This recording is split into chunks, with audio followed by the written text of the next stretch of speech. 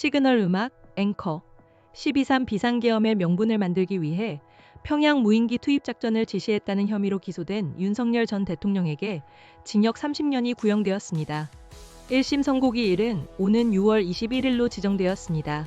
조은석 내란 특별검사팀은 오늘 서울중앙지방법원에서 열린 윤 전 대통령의 일반이적 및 직권남용 권리행사 방해 등 혐의 사건 1심 결심 공판에서 이같이 선고해달라고 요청했습니다. 윤 전 대통령과 함께 재판에 넘겨진 김용현 전 국방부 장관에게는 징역 25년이 구형되었습니다.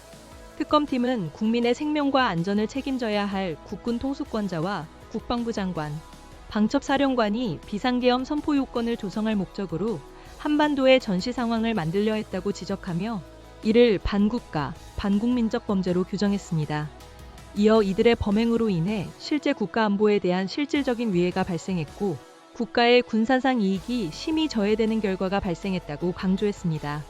윤 전 대통령에 대해서는 국군 통수권자임에도 범행을 주도한 점, 김 전 장관에 대해서는 비상계엄 모의부터 실행까지 윤 전 대통령을 조력한 점 등이 구형량에 반영되었다고 설명했습니다. 또한 12.3 비상계엄과 관련된 사건인 만큼 앞서 진행된 계엄 몰류 사건에서의 구형량도 함께 고려되었음을 덧붙였습니다. 오늘 열린 결심 공판은 앞선 공판과 마찬가지로 군사상 안보 등을 이유로 비공개로 진행되었습니다. 다만 결심 절차가 마무리된 뒤 지정되는 선고 공판은 헌법상 판결 선고는 공개하게 되어 있어 공개로 진행될 예정입니다.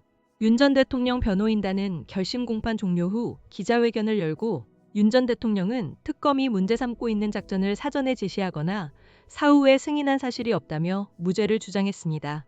변호인단은 해당 작전은 북한의 오물풍선 도발에 따른 대응 작전으로 정당한 자위권 행사였을 뿐 비상계엄과는 아무런 관계가 없다고 강조했습니다.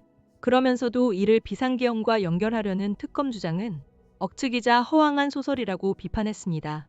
이어 북한의 도발에 대응한 군의 작전을 수사하고 기소한 정치특검의 행위야말로 대한민국 안보에 대한 자해 행위이며 국방을 무력화하고 한미동맹의 균열을 초래해 북한을 이롭게 하는 이적 행위라고 강하게 비판했습니다.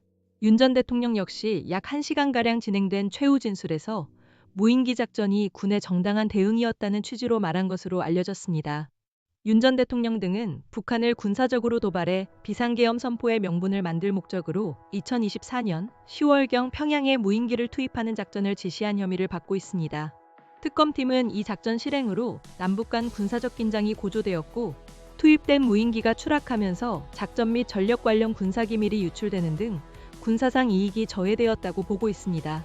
특검팀은 지난해 11월 윤 전 대통령과 김 전 장관, 여인영 전 국군방첩사령관에게 일반이적 혐의를 적용해 재판에 넘겼습니다. 일반이적 혐의는 적과의 통모 여부와 관계없이 대한민국의 군사상 이익을 해치거나 적국의 군사상 이익을 공여한 경우 성립합니다. 일반이적 혐의가 아닌 직권남용, 군용물 손괴교사 등의 혐의가 적용되었습니다.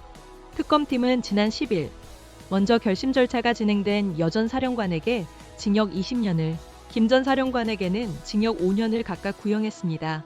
클로징 멘트, 앵커, 12.3 비상계엄 관련 윤석열 전 대통령 등 핵심 관계자들에 대한 1심 선고는 6월 21일 내려질 예정입니다. 이상 연합뉴스 브리핑이었습니다. 시그널 음악